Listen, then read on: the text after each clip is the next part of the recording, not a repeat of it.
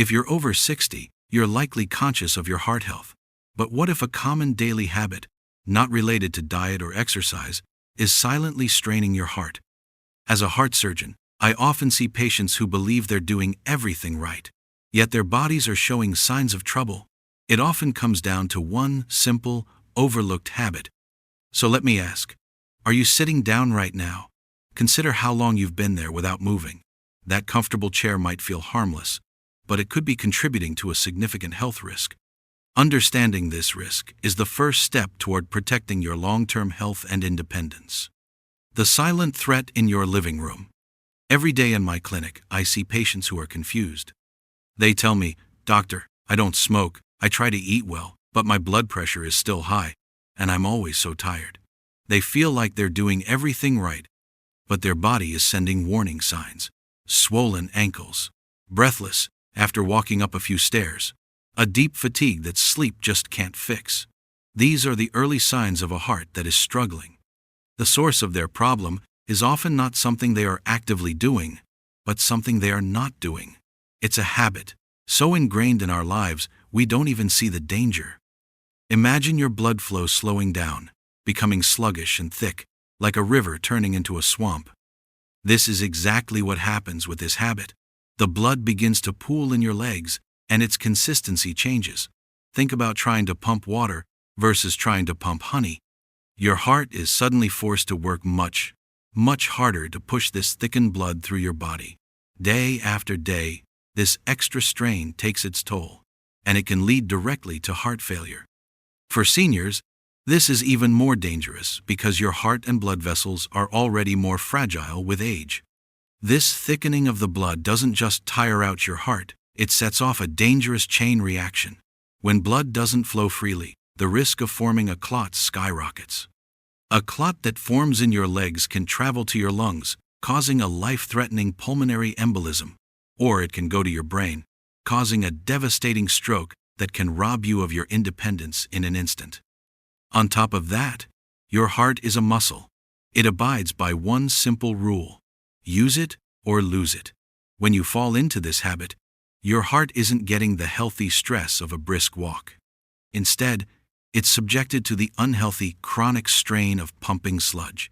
It's a slow, silent erosion of your cardiovascular health, happening while you watch TV or read a book.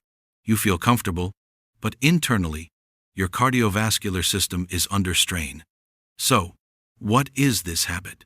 The most common and dangerous one I see in my patients almost every day? It is the simple, quiet habit of prolonged, uninterrupted sitting. Yes, spending too much time in a chair without moving. We now have overwhelming evidence that a sedentary lifestyle is one of the single greatest predictors of heart disease for people over 60. It has been called the new smoking for a reason. The very act of sitting for hours is actively undermining your health, even if you exercise for an hour later. That 1 hour of exercise, while good for you, cannot undo the damage caused by 10 hours of being stationary. It seems so harmless, doesn't it? But our bodies were designed for motion. When we deny it that, we are going against our own biology. But the good news is, this is all fixable. You just need to know what to stop and what to do instead. Here is your action plan to protect your heart. First, use the 30-minute rule. Set a timer on your phone or your kitchen stove for 30 minutes. When it goes off, you stand up. No excuses, just for 2 to 5 minutes. Walk to the kitchen for a glass of water or march in place during a commercial break. This simple act gets your blood flowing again. Second, incorporate movement snacks. These are small bursts of activity. When you're on the phone, stand up and pace. While you wait for the kettle to boil, do a few calf raises holding the counter for support. These little moments add up. They keep your blood flowing smoothly. Third, start your day with a morning mobilization. Before breakfast, spend 5 minutes moving. It can be as simple as walking around the house or doing gentle arm circles. A heavy breakfast can put a sudden load on the heart. By getting your blood moving first, you prepare your heart for the day, making everything that follows safer. Finally, find a form of movement you genuinely enjoy. This is critical. Forcing yourself to do an exercise you hate is a recipe for failure. Maybe it's a daily walk in the park, gardening, or dancing to your favorite music. When movement becomes a source of joy instead of a chore, it becomes a sustainable part of your life.